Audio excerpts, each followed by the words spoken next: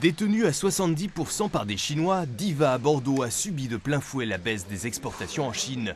Moins 50% chez ce négociant en vin, car la Chine a stoppé net les cadeaux de luxe et de grands crus classés, et le mirage de la spéculation s'est estompé.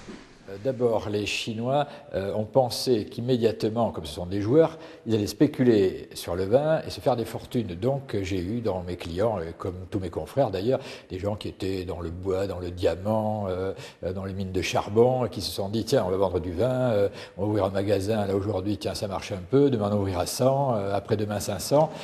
C'était à peu près ce qu'on entendait partout. Donc retomber de la vague, maintenant, est en train de travailler en profondeur le marché chinois. Mais ça prendra plus de temps.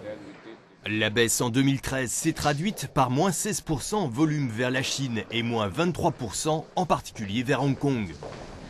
On avait des progressions de plus 50, plus 90% certaines années. Donc je crois qu'on est arrivé à un équilibre mondial qui serait déraisonnable d'aller beaucoup plus loin sur la Chine en termes de volume.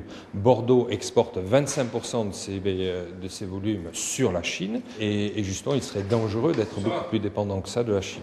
Chine et Hong Kong sont devenus en 5 ans le premier marché à l'export pour les vins de Bordeaux. Ceux-ci ont intérêt à ne pas délaisser les autres marchés traditionnels d'Amérique du Nord et d'Europe.